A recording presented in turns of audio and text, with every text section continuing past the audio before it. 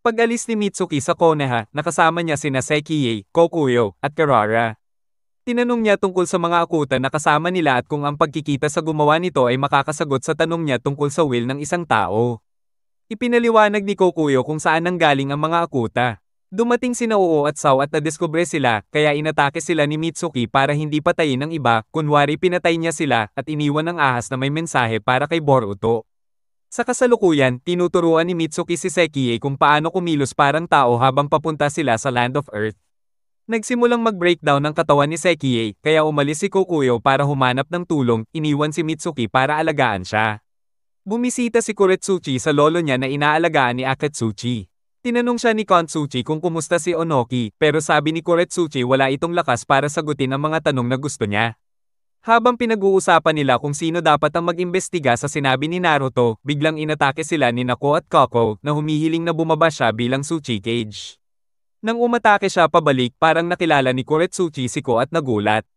Habang lalong lumalala ang lagay ni Sekiei, binigyan siya ni Mitsuki ng mga bulaklak para sumaya. Ipinaliwanag din ni Mitsuki ang pagkain at pagsisipilyo, at nauwi sila sa usapan tungkol sa mga gumawa sa kanila, sina Orochimaru at Ko. Napunta rin ang usapan sa kamatayan, at kung ano ang makakapagpaiyak kay Mitsuki. Biglang inambush ni Sekiei si Mitsuki, nilagyan siya ng sumasabog na centipede sa leeg, at tinanong tungkol sa kunwaring pagpatay sa mga shinobi ng Konoha at sa ahas na iniwan niya. Ipinaliwanag ni Mitsuki na mensahe yon na kusa siyang umalis, at hindi dapat siya hanapin.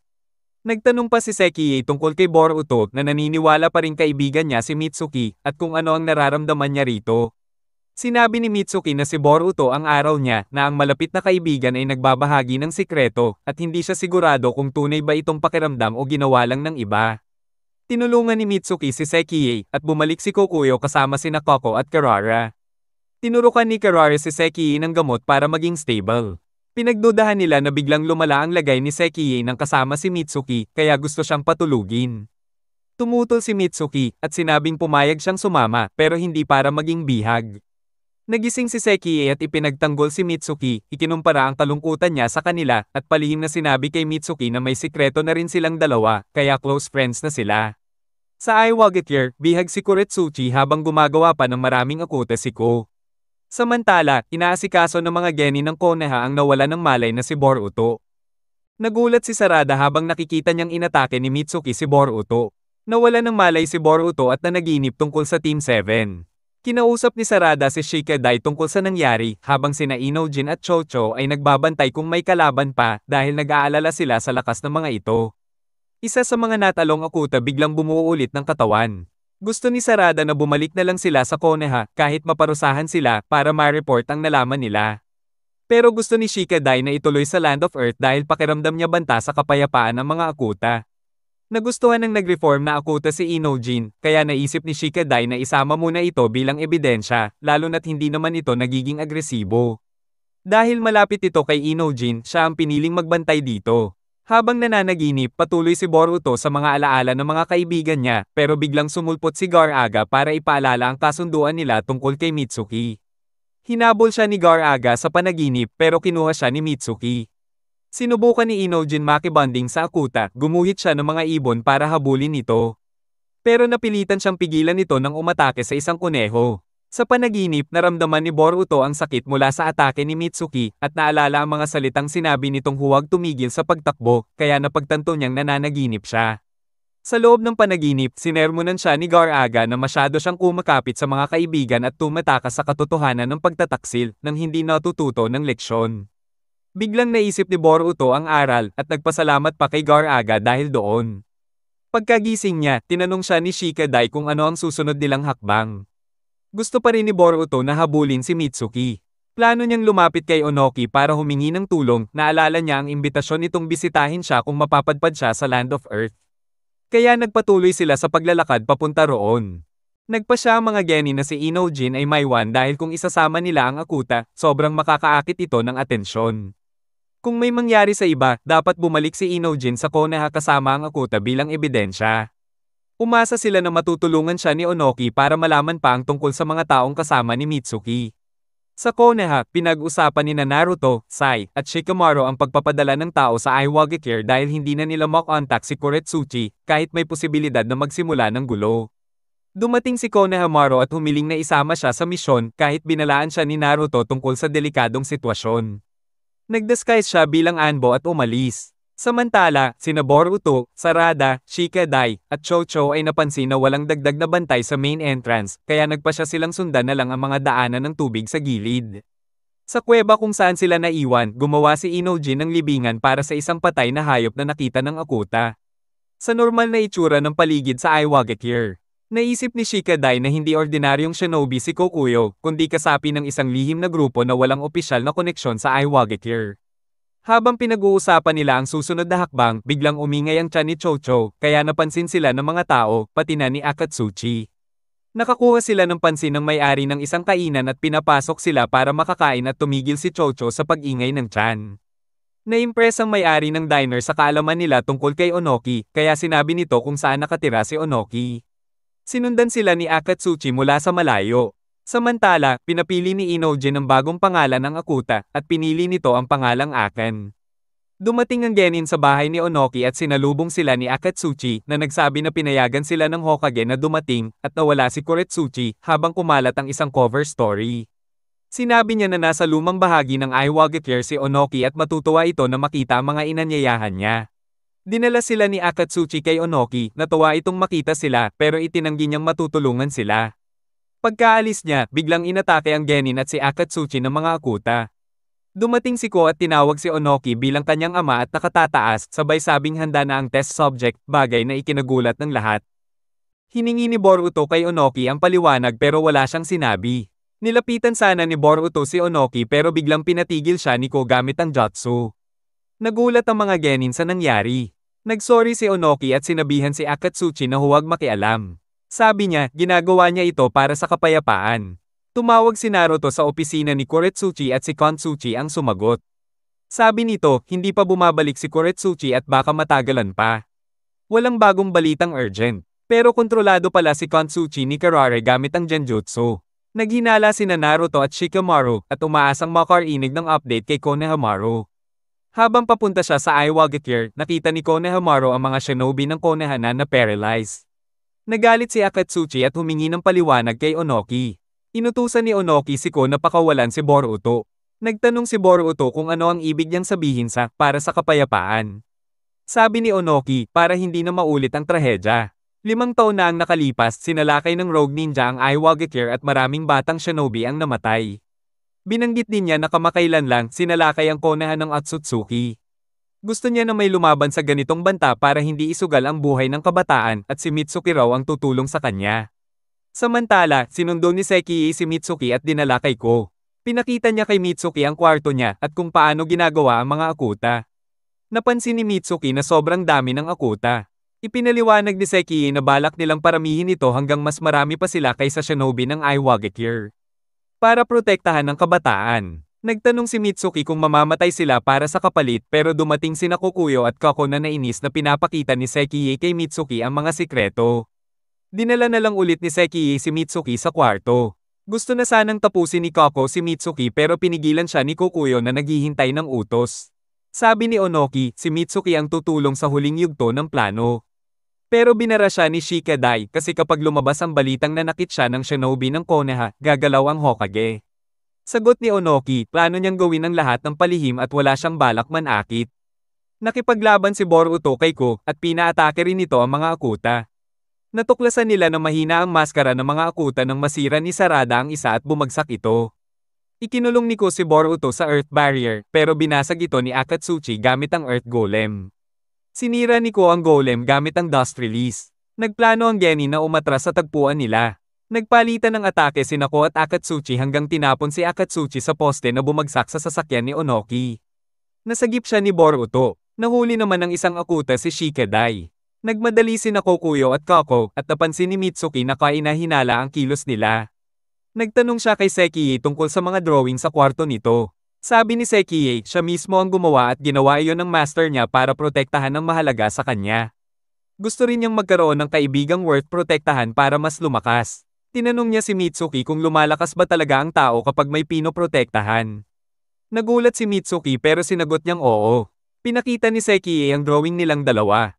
Nakakulong si Shikadai sa selda katabi ni Kuretsuchi.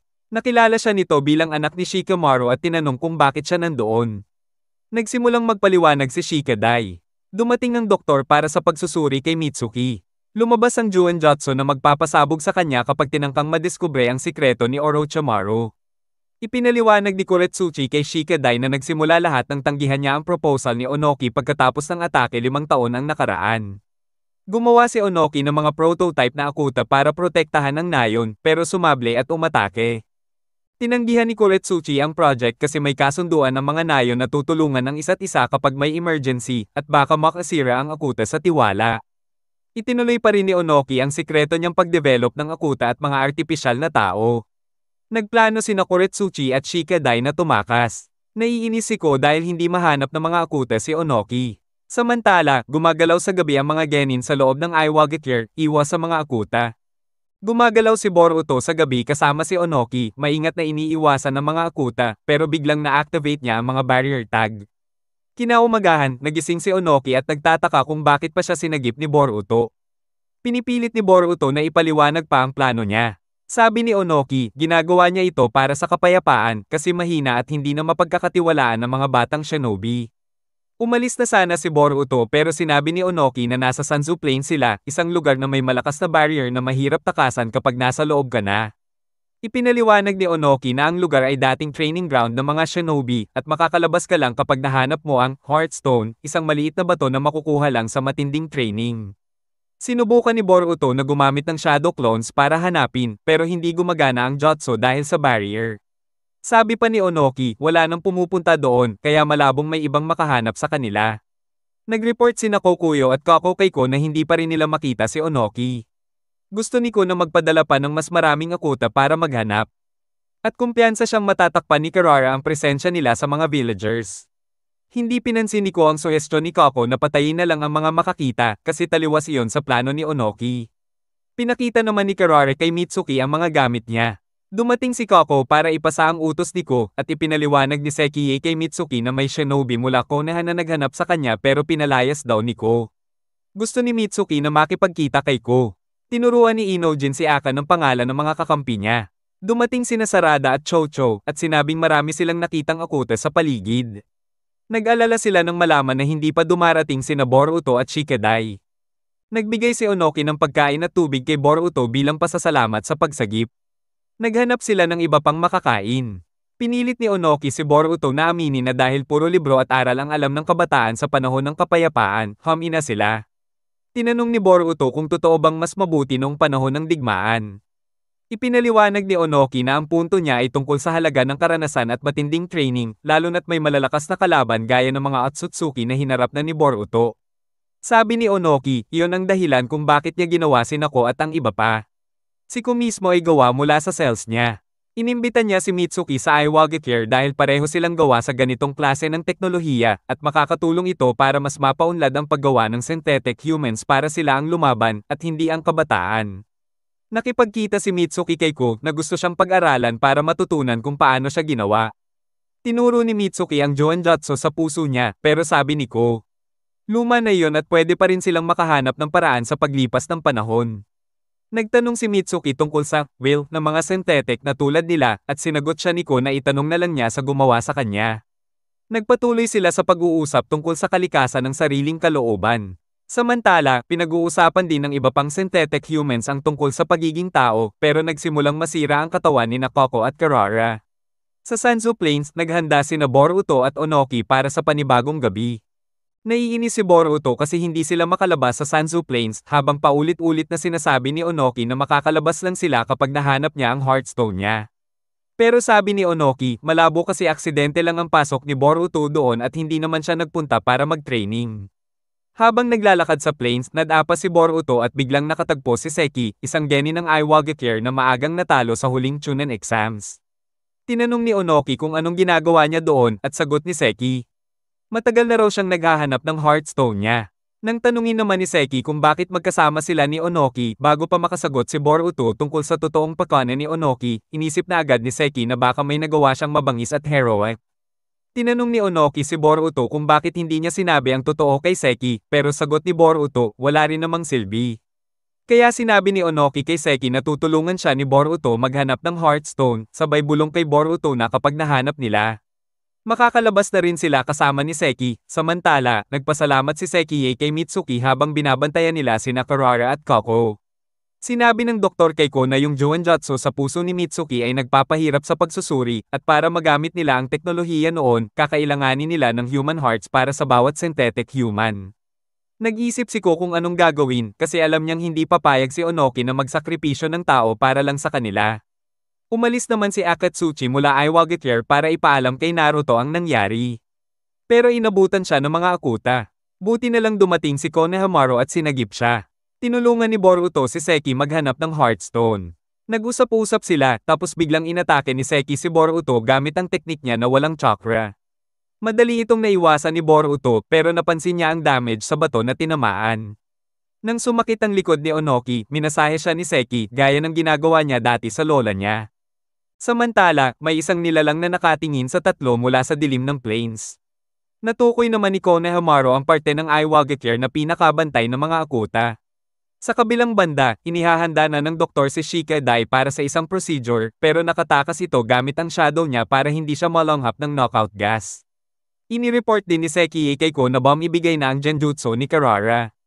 Naka-infiltrate na rin si Konohamaru sa Iwagakure.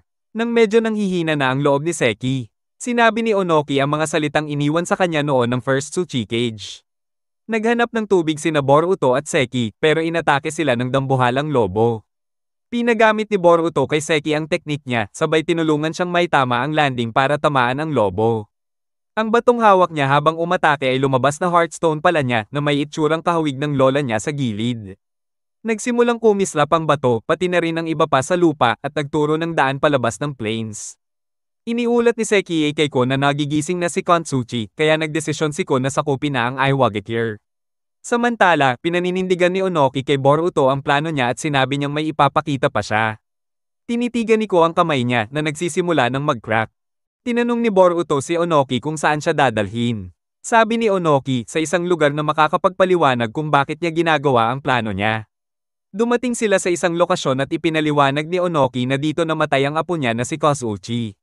Si Kontsuchi naman ay ipinaalam sa kanya ang nangyari habang kontrolado siya ng genjutsu at agad siyang gumalaw para balaan ng ibang mga nayon.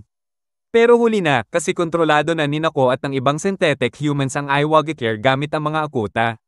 Nadismaya si Ko sa kalagayan ng Iwagakure sa pamumuno ni Koretsuchi kaya iniwan niya ang pamamahala ng mga akuta kay Kokuyo. Ibinigay ni Kokuyo ang balitang nakatakas si Shikadai pero mas inaalala ni Ko ang paghahanap kay Onoki. Ikinwento ni Onoki na matapos ang 4th Shinobi World War, maraming buhay ang nawala, pero nakabangon pa rin ang Iwagakure. Ang apo niyang si Kosuchi ay sabik maging genin, at gusto niyang umabot si Onoki para makita siyang maging Tsuchikage balang araw. Sinabi ni Onoki noon na ang isang Tsuchikage ay hindi dapat tumakbo palayo, at dapat laging harapin ang lahat ng hamon. Isang araw, may mga shinobi na nagtangkang magnakaw ng sikreto ng nayon. Sinubukan silang pigilan ni Kosuchi mag-isa at malubhang nasugatan. Ipinaliwanag ni Koretsuchi na hinintay ni Kosuchi ang mga backup habang nilalabanan sila at doon na-realize ni Onoki na siya mismo ang nagtulak sa apo niya dahil sa mga sinabi niya kaya sinisi niya ang sarili sa pagkamatay nito. Dahil gusto niyang bigyang buhay ang kagustuhan ng apo niya, ginawa niya ang mga akuta para sila na ang lumaban imbes na isugal ang mga batang shinobi. Dumating ang isang doktor na sumang-ayon sa opinyon niya at may nadiskubre na malaking tulong para sa plano. Nilikha nila si Ko at ang iba pang fabrications para mamuno sa mga akuta. Ipinaliwanag ni Onoki na hindi niya intensyon ang magdulot ng labanan at pakakawalan din daw niya ang mga Konoha genin kapag natapos ang plano. Tinanong ni Boruto kung ano yung sample na pinakita ng doktor. Inamin ni Onoki na yon ay isang white zetsu. Nagulat si Boruto na ginamit ni Onoki ang ganoong kalaking panganib. Inamin ni Onoki na marami pa silang hindi alam at kaya nila kailangan si Mitsuki para maging stabilizer ng mga synthetic humans. Tiniyak pa niya na magiging malaya si Mitsuki pagkatapos nilang ma-stabilize ang mga ito. Samantala, hawak na ni Ko ang Iwagakure at ikinulong ang lahat ng tumutol. 5 sa mga bihag na shinobi ang gagamiting pinagmumula ng puso kung papayag si Onoki. Naunawaan ni Boruto ang mabuting hangarin ni Onoki pero sinabi niyang noong lumaban siya sa mga synthetic humans, may mga personalidad sila at nagtanong kung talagang iba ba sila sa tao. Tiwala si Onoki na ang nakikita ni Boruto ay parang program functions lang, hindi tunay na kalooban. Tinanong siya ni Boruto kung talagang naniniwala siya roon. Lalo na't dati pa ay malaki ang tiwala niya sa will. Nabigla si Onoki pero iginiit niyang hindi niya alam ang tungkol sa mga fabrications. Sagot naman ni Boruto, kilala niya si Mitsuki, nakita niya kung paano ito nakisama, at sigurado siyang may sarili itong kalooban. Itinuro niya na wala ring ebidensya si Onoki na wala ngang sariling will ang mga fabrications. Tinanong niya kung ano ang pinagkaiba nito sa pagsasakripisyo ng totoong shinobi. Hindi nagkasundo ang dalawa sa kanilang paniniwala. At dumating si Koko para kay Onoki.